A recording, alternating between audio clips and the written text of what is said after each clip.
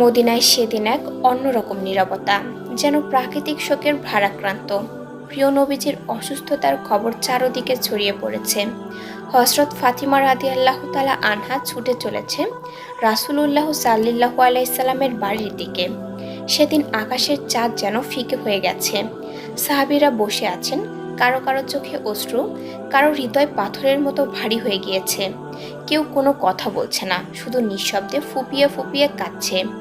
নবীজি সাল্লাল্লাহু আলাইহি সাল্লাম যেদিন দুনিয়া ছেড়ে বিদায় হয়ে যাবেন, সেদিন মা ফাতেমা নবীজির কাছেই ছিলেন। মা ফাতেমা নবীজিকে বললেন, ও আব্বাজান, আপনার কি আজকে বেশি খারাপ লাগছে?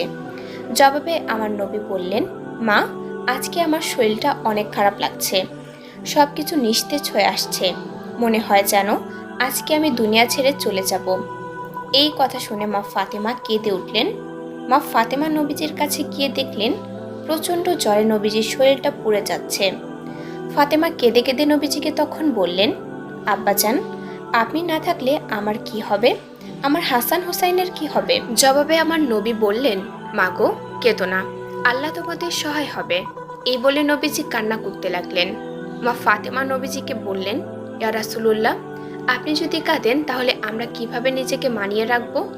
তখন আমার নবী বললেন, হে আমার কলিজার টুকরা মেয়ে ফাতেমা, আমি এই ভেবে কাঁদছি যে আমি দুনিয়া থেকে চলে যাবার পর আমার গুনাহগার উম্মতের কি হবে। কিছুক্ষণ পর মা ফাতেমা শুনতে পেলেন দরজায় জানি কে আওয়াজ করছে। তারপর ফাতেমা নবীজির কাছে অনুমতি নিয়ে দরজা খুলতে গেলেন। মা ফাতেমা দরজা খুলে এক পলক দেখে একটি চিৎকার দিয়ে ঘরের ভেতরে চলে আসলেন। আমার নবী তখন জিজ্ঞাসা করলেন, কি হয়েছে গো মা? এবার ফাতেমা রাদিয়াল্লাহু তাআলা আনহা বললেন, বাবা গো, আমি দরজা খুলতেই দেখলাম বাইরে এমন একজন লোক দাঁড়িয়ে আছে যার পাটা হচ্ছে জমিনে আর মাথাটা দেখা যাচ্ছে আসমানে। আব্বাজান, আমার জীবনে এমন আকৃতির লোক আগে কখনোই দেখিনি। আমার নবীর আর বুঝতে বাকি রইল না। নবীজি ফাতেমাকে বললেন, মা, তুমি ওনাকে ভেতরে আসতে দাও। উনি হলেন আল্লাহর মেহমান মালাকাল মউত হযরত আজরাইল আলাইহিস সালাম। এইবার মা ফাতেমা এই কথা শুনে কান্নায় ভেঙে পড়লেন। নবীজি বললেন, মা, তুমি কেঁদো না গো মা, আল্লাহর মেহমান এসেছে আমাকে নিয়ে যেতে। মনে হয় কিছুক্ষণের মধ্যে আমি দুনিয়া ছেড়ে চলে যাব। হযরত আজরাইল আলাইহিস সালাম ভেতরে এসে আমার নবীকে সালাম দিলেন। তারপর নবীজিকে বললেন, হে আল্লাহর বন্ধু, আমার আল্লাহ আপনাকে সালাম জানিয়েছেন। নবীজি সালামের উত্তর নিলেন। এইবার আজরাইল আলাইহিস সালাম নবীজিকে বললেন, হে আল্লাহর নবী, আমি আপনার জান কবজ করার জন্য এসেছি। আমার আল্লাহ আমাকে পাঠানোর আগে বলে দিয়েছে জান কবজ করার আগে আপনার কাছ থেকে অনুমতি নেওয়ার জন্য। যদি আপনি অনুমতি দেন তাহলে আমার কাজ করার জন্য, আর যদি অনুমতি না দেন তাহলে ফিরে যাওয়ার জন্য। এবার আমার নবীজি কেঁদে কেঁদে বললেন, ভাই আজরাইল, আমার আল্লাহ আপনাকে পাঠিয়েছে আমার জান কবজ করতে। আমি কি করে আপনাকে ফিরিয়ে দিতে পারি? আমার আল্লাহ যেহেতু পাঠিয়েছে সেহেতু আপনার কাজ আপনি অবশ্যই করবেন। কিন্তু ভাই আজরাইল, আমি দুনিয়া থেকে চলে যাবার পর আমার গুনাহগার উম্মতের কি ফয়সালা হবে? এইবার আমার আল্লাহ রব্বুল আলামিন হযরত জিবরাইল আলাইহিস সালামকে ওহীর মাধ্যমে নবীজির কাছে পাঠিয়ে দিলেন।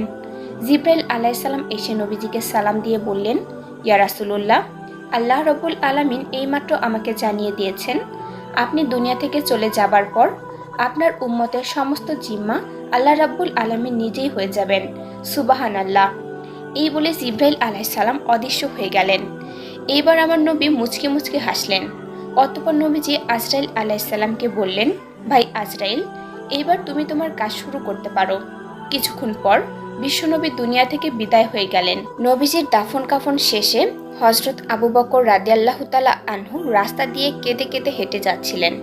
প্রতিমধ্যে আবু বকর দেখতে পেলেন ইবলিস শয়তান দাঁড়িয়ে দাঁড়িয়ে কাঁদতেছে। আবু বকর জিজ্ঞাসা করলেন, হে শয়তান, আজকে তো তোমার খুশির দিন, তবে তুমি কেন কান্না করছো?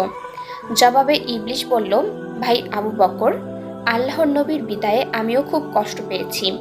ভাই আবু বকর, আমি জানি আমার যে ভুলের কারণে আল্লাহ আমাকে শয়তানে পরিণত করেছে এবং কিয়ামতের পরে আমাকে চিরস্থায়ী জাহান্নামে জ্বলতে হবে। আমি জানি জাহান্নামে সেই আযাব কতটা ভয়াবহ হবে। ভাই আবু বকর, আমি দীর্ঘদিন যাবৎ অপেক্ষায় ছিলাম আল্লাহর নবীজির সাথে কথা বলে নবীজিকে দিয়ে আমার অপরাধটা নিয়ে আল্লাহর কাছ থেকে ক্ষমা নেওয়া যায় কিনা। কিন্তু কত শতবার ইচ্ছে করেও আমি নবীজিকে কখনোই একা পাইনি, যার কারণে আমি নবীজিকে বলতেও পারিনি, তবুও আশায় ছিলাম কোনো একদিন হয়তো বলতে পারবো। কিন্তু আজকে যখন নবীজি দুনিয়া ছেড়ে চলে গেলেন, তখন আমার সকল রাস্তা বন্ধ হয়ে গেল। ভাই আবু বকর, এই ভেবে আমি আজকে কান্না করছি। সুবাহানাল্লাহ। হযরত আবু বকর রাদিয়াল্লাহু তাআলা আনহু ইবলিসের মুখে এইসব কথা শুনে আর কোনো কিছু না বলে সোজা সামনের দিকে হাঁটতে হাঁটতে চলে গেলেন। প্রিয় বন্ধুরা, ইবলিস শয়তানও জেনেছিল আমার নবীজি আল্লাহর কাছে কতটা প্রিয়, তাই তো নবীজিকে দিয়েই ইবলিস আল্লাহর কাছে তার ক্ষমার ব্যবস্থা করতে চেয়েছিলেন। একদিন বিশ্বনবী সাহাবীদের মজলিসে দাঁড়িয়ে বদর যুদ্ধের ব্যাপারে আলোচনা করছিলেন। ঠিক এমন সময় একটি দোয়েল পাখি উড়াল দিয়ে এসে পাশে থাকা একটি গাছের মধ্যে বসলেন। তার কিছুক্ষণ পর আরেকটি বাজ পাখি উড়াল দিয়ে এসে আরেকটি গাছের মধ্যে বসলেন। দোয়েল পাখিটি তারপর নবীজিকে সালাম জানিয়ে বললেন, ইয়া রাসূলুল্লাহ সাল্লাল্লাহু আলাইহি সাল্লাম, আজকে সকাল থেকে নিয়ে এই পর্যন্ত এই বাজ পাখিটি আমাকে দৌড়াচ্ছে আমাকে ছিঁড়ে খাওয়ার জন্য। সকাল থেকে নিয়ে এখন পর্যন্ত উঠতে উঠতে আমি অনেক ক্লান্ত হয়ে গেছি। আমার প্রাণ প্রায় যায় যায় অবস্থা। ওগো আল্লাহর নবী, ওগো আমার প্রাণের নবী, আপনি এই বাজ পাখির কবল থেকে আমাকে রক্ষা করুন। ওগো আল্লাহর নবী, আমার দুইটা ছানা বাচ্চা রেখে এসেছি। না জানি আজকে সারাদিন তারা আমাকে না দেখে কতই না কষ্টের মধ্যে সময় পার করছে। আল্লাহর নবী তখন দোয়েল পাখির দিকে লক্ষ্য করে বললেন, হে দোয়েল পাখি, তুমি শান্ত হও। তুমি যেহেতু আমার কাছে এসে পড়েছ, তোমার আর কোনো ভয় নেই। অতঃপর বিশ্বনবী বাজ পাখিকে লক্ষ্য করে বললেন, হে বাজ পাখি, তুমি কেন আজকে সারাদিন যাবৎ এই দোয়েল পাখিটিকে দৌড়াচ্ছ? তুমি কেন এই দোয়েল পাখিটিকে খেতে চাচ্ছ? তখন বাজ পাখি নবীজিকে বললেন, ইয়া রাসূলুল্লাহ সাল্লাল্লাহু আলাইহি সাল্লাম, বেয়াদবি মাফ করবেন। ওগো আল্লাহর নবী, আজকে 2 দিন যাবৎ আমার পেটে কিছুই পড়েনি। 2 দিন যাবৎ কিছু না খেতে পেরে আমার জীবন প্রায় যায় যায় অবস্থা। ওগো আল্লাহর নবী, আজকে সকালে এই দোয়েল পাখিটি আমার সামনে এসে পড়ে, আর তখন আমি ক্ষুধার যন্ত্রণা সহ্য করতে না পেরে সিদ্ধান্ত নিলাম এই দোয়েল পাখিটিকে খাবো। তাই আমি সকাল থেকে এই পর্যন্ত দোয়েল পাখিটিকে খাওয়ার জন্য দৌড়াচ্ছি। নবী বাজ পাখিকে বলল, তুমি যদি এই দোয়েল পাখিটিকে খেয়ে ফেলো, তাহলে এই দোয়েল পাখির ছোট ছোট ছানা বাচ্চাগুলোর কি হবে? একবার কি চিন্তা করে দেখেছো? বাজ পাখিটি তখন করুণ কণ্ঠে বলল, হে আল্লাহর হাবিব, ক্ষুধার যন্ত্রণায় আমার মাথা ঠিক ছিল না। আমি ভেবে পাচ্ছিলাম না যে কি করলে আমার ক্ষুধার যন্ত্রণা নিবারণ হবে। আমি 2 দিন যাবৎ কোনো কিছু খেতে না পেরে, সামনে কোনো আধার না পেয়ে দোয়েল পাখিটিকে দেখে আমার মাথা নষ্ট হয়ে গিয়েছিল। কখন আমি দোয়েল পাখিটিকে খাবো, আমার ক্ষুধা নিবারণ করব? আল্লাহর নবী, আপনি এখন বলে দিন আমার ক্ষুধা কি করলে নিবারণ হবে? তখন আল্লাহর নবী পাখিকে বলল, তুমি শান্ত হয়ে বসো, তোমার ক্ষুধা নিবারণের ব্যবস্থা আমি রাসূল করব। অতঃপর বিশ্বনবী দোয়েল পাখিকে লক্ষ্য করে বললেন, তোমার কোনো ভয় নেই, তুমি এখন খুশি মনে তোমার বাচ্চাদের কাছে ফিরে যেতে পারো। আমি কথা দিচ্ছি এই বাজ পাখি আর তোমার পিছু কখনোই করবে না। আল্লাহর নবীর মুখে এমন কথা শোনার পর দোয়েল পাখি খুশিতে আত্মহারা হয়ে নবীজিকে বললেন, হে আল্লাহর রাসূল, আপনার মুখে এমন কথা শোনার পর আমার আর কোনো ভয় নেই। আমি এখন নির্ভয়ে আমার বাচ্চাদের কাছে ফিরে যেতে পারবো। এই বলে দোয়েল পাখি বিশ্বনবীকে সালাম জানিয়ে উড়াল দিয়ে তার গন্তব্যের দিকে চলে গেল। এদিকে বাজ পাখি বসে আছে বিশ্বনবীর দিকে তাকিয়ে। তখন নবীজি সাল্লাল্লাহু আলাইহি সাল্লাম বাজ পাখিকে বললেন, তোমার তো অনেক ক্ষুধা, তুমি একটা কাজ করো, তুমি তোমার ঠোঁট দিয়ে আমার 2 গাল থেকে 2 টুকরো মাংস খেয়ে নাও, তাহলে বাকি জীবনে তোমার আর কোনো ক্ষুধাই লাগবে না।